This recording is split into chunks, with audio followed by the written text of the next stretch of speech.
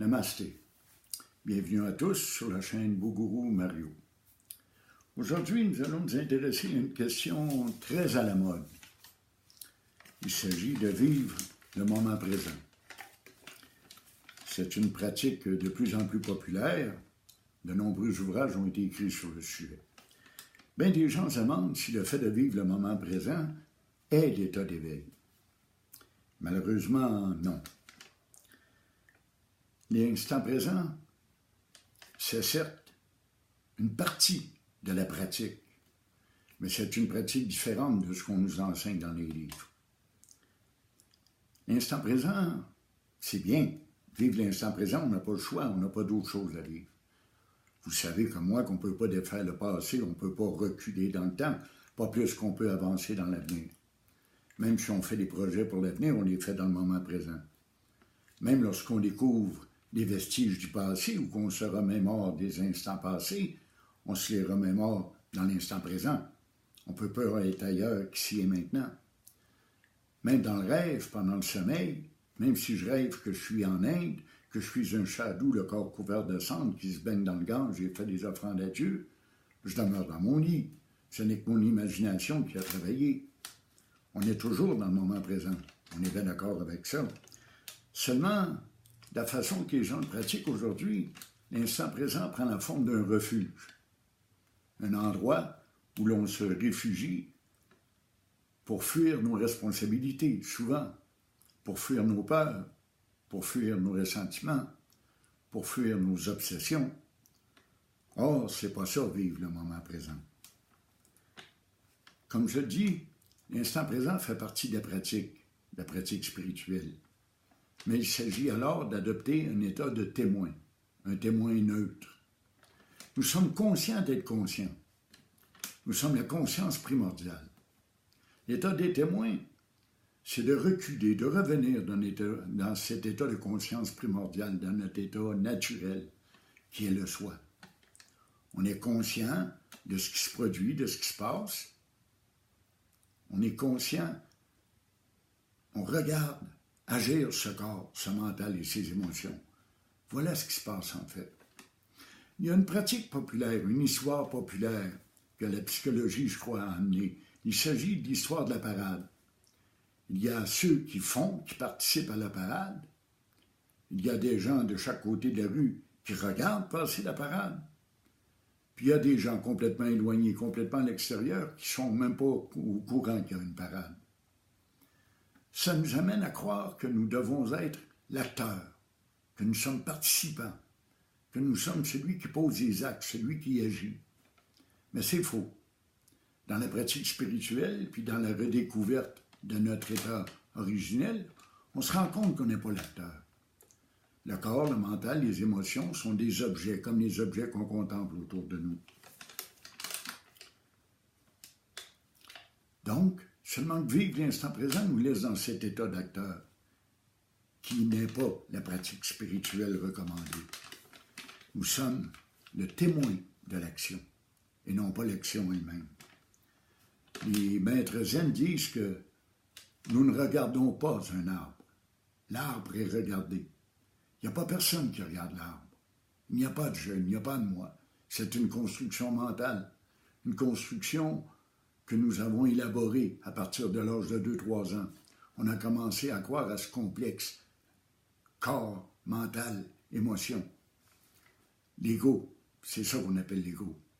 Il s'entretient par les désirs, par les peurs, par notre histoire personnelle.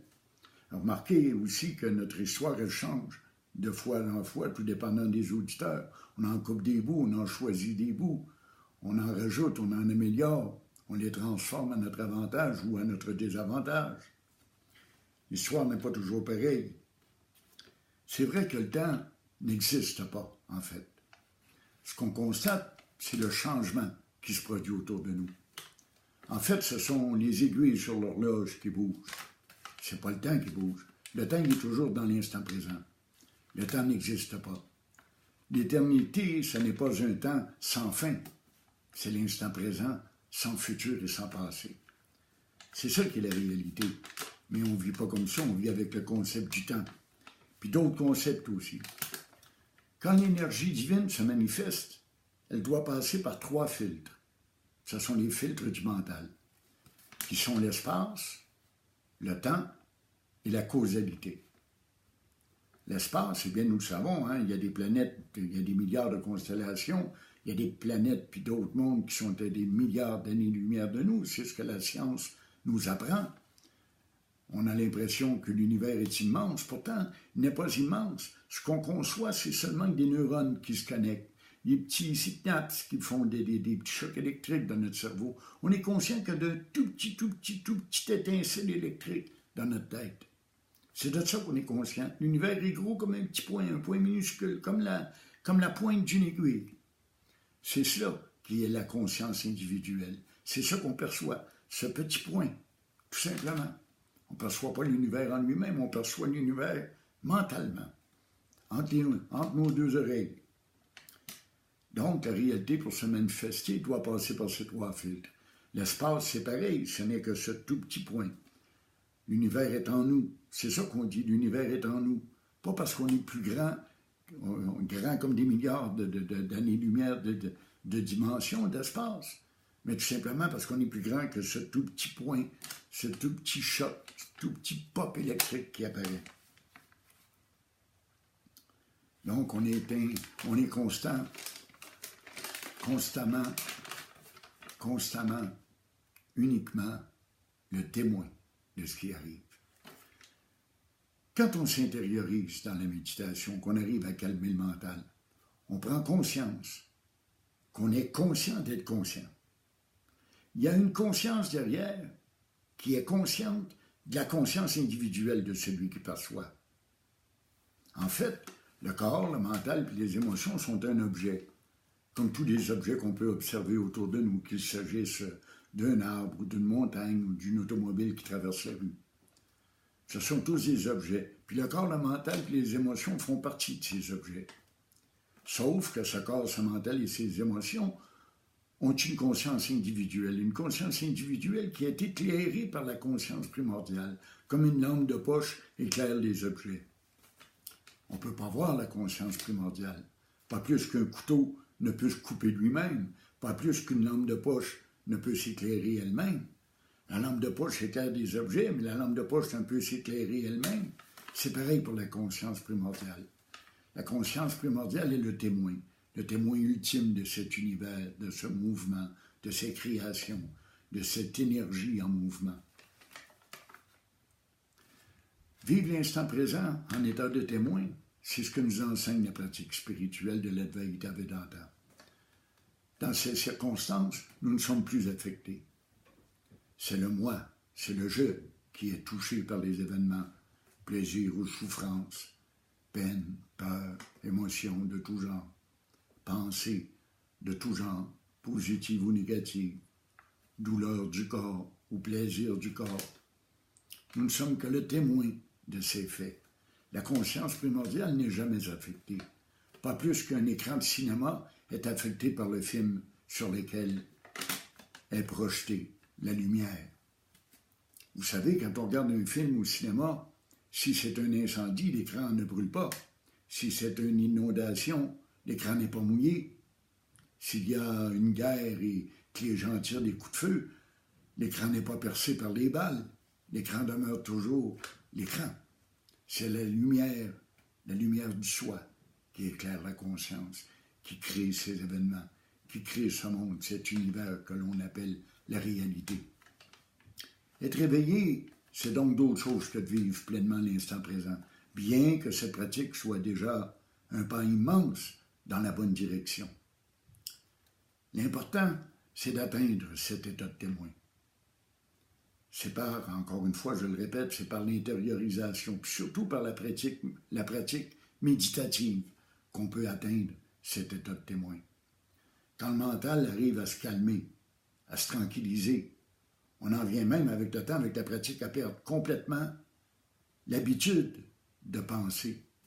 Les seules pensées qui vont apparaître sont des pensées constructives et positives, des pensées utiles, comme par exemple, pop, j'ai faim. Le corps m'envoie un signal, j'ai faim, alors je vais manger, ou j'ai soif, ou j'ai le goût d'aller prendre une marche à l'extérieur en plein soleil. Ce sont des pensées normales, naturelles. Pareil comme les peurs, il y a des peurs qui sont fondées. Si je monte en haut d'un building de 60 étages, je vais avoir peur de me lancer en bas, et avec raison. Si je regarde le trafic circuler devant moi, je vais avoir peur de me lancer dans le trafic puis de traverser la rue. Ce sont des peurs fondées. Mais quand on garde des souvenirs du passé, puis qu'on a peur, par exemple, encore de notre père, alors que ça fait 20 ans qu'il est décédé, il y a quelque chose d'anormal à cela. C'est ça, vivre l'instant présent dans l'état de témoin, fait que nous ne sommes plus affectés par la mémoire, par les peurs et surtout par les désirs. Les désirs qui deviennent souvent des obsessions, qui nous emportent aux 80.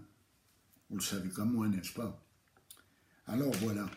Voilà pourquoi on doit se limiter, se contenter de vivre l'instant présent, mais en étant le témoin de ce qui arrive. Nous ne sommes pas l'acteur. Le corps fait ce qu'il a à faire selon son karma. Le corps agit selon sa propre nature. Certaines personnes semblent être plus intellectuelles, d'autres plus amoureuses, d'autres plus sensibles, d'autres plus affectives. Il y a différents types d'intelligence. L'intelligence la plus requise pour évoluer spirituellement est l'existence, est l'intelligence existentielle. On en reparlera plus tard de toute façon. Alors, évidemment, je vous invite à vous abonner à la chaîne. Chaque semaine, il y aura de nouveaux vidéos. Vous pouvez le faire. Vous pouvez également m'envoyer vos questions puis vos commentaires. Voilà, à Bougourou, B-O-G-O-U-R-O-U, @gmail.com. Et encore une fois, ma petite pause commerciale, l'étoile derrière moi sont de moi, et elles sont disponibles sur la chaîne Facebook au nom de Artiste peintre, Toile à vendre, Mario Martel. À bientôt.